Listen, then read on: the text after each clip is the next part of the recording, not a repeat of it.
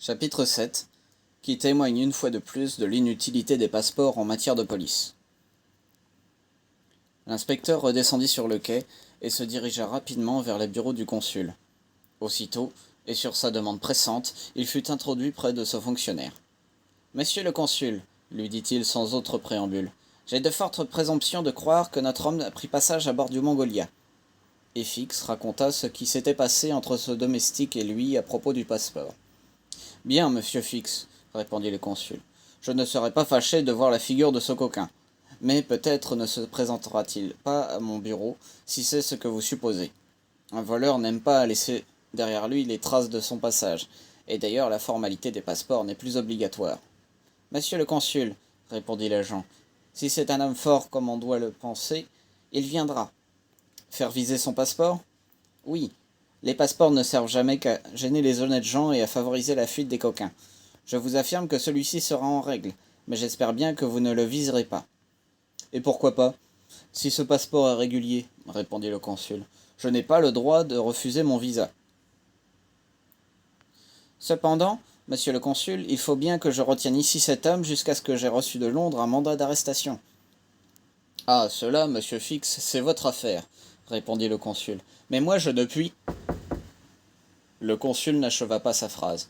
En ce moment, on frappait à la porte de son cabinet, et le garçon de bureau introduisit deux étrangers, dont l'un était précisément ce domestique qui s'était entretenu avec le détective.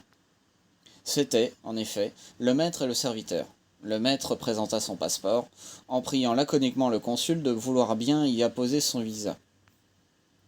Celui-ci prit le passeport et le lut attentivement, tandis que Fix, dans un coin du cabinet, observait, ou plutôt dévorait l'étranger des yeux. Quand le consul eut achevé sa lecture, « Vous êtes Phileas Fogg Esquire » demanda-t-il. « Oui, monsieur, » répondit le gentleman. « Et cet homme est votre domestique ?»« Oui, un Français nommé Passepartout. »« Vous venez de Londres ?»« Oui. »« Et vous allez ?»« À Bombay. »« Bien, monsieur, vous savez que cette formalité du visa est inutile, et que nous n'exigeons plus la présentation du passeport. »« Je le sais, monsieur, » répondit Phileas Fogg, « mais je désire constater par votre visa mon passage à Suez. »« Soit, monsieur. » Et le consul, ayant signé et daté le passeport, y apposa son cachet. Monsieur Fogg acquitta les droits de visa, et, après avoir froidement salué, il sortit, suivi de son domestique. « Eh bien ?» demanda l'inspecteur. « Eh bien, répondit le consul, il a l'air d'un parfait honnête homme. »« Possible, répondit Fix, mais ce n'est point ce dont il s'agit. Trouvez-vous, monsieur le consul, que ce flegmatique gentleman ressemble trait pour trait au voleur dont j'ai reçu le signalement ? J'en conviens, mais vous le savez, tous les signalements. J'en aurais le cœur net, répondit Fix. Le domestique me paraît être moins indéchiffrable que le maître. De plus, c'est un Français, qui ne pourra se retenir de parler. À bientôt, monsieur le consul. Cela dit, l'agent sortit et se mit à la recherche de Passepartout. Cependant, monsieur Fogg, en quittant la maison consulaire, s'était dirigé vers le quai. Là, il donna quelques ordres à son domestique, puis il s'embarqua dans un canot, revint à bord du Mongolia et rentra dans sa cabine.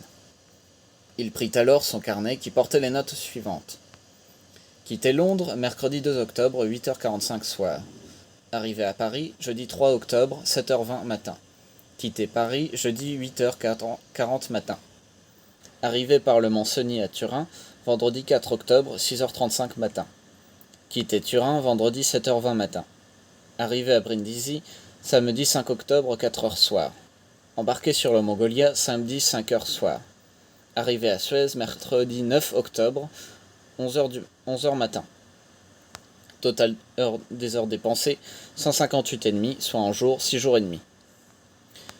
Monsieur Fogg inscrivit ces dates sur un itinéraire disposé par colonne, qui indiquait, depuis le 2 octobre jusqu'au 21 décembre, le mois, le quantième, le jour, les arrivées réglementaires et les arrivées effectives en chaque point principal, Paris, Brindisi, Suez, Bombay, Calcutta, Singapour, Hong Kong, Yokohama, San Francisco, New York, Liverpool, Londres, et qui permettait de chiffrer le gain obtenu ou la perte éprouvée à chaque endroit du parcours. Ce méthodique itinéraire tenait ainsi compte de tout, et M. Fogg savait toujours s'il était en avance ou en retard. Il inscrivit donc, ce jour-là, Mercredi 9 octobre, son arrivée à Suez, qui, concordant avec l'arrivée réglementaire, ne le constituait ni en gain ni en perte. Puis il se fit servir à déjeuner dans sa cabine. Quant à voir la ville, il n'y pensait même pas, étant de cette race d'Anglais qu'ils font visiter par leurs domestiques les pays qu'ils traversent.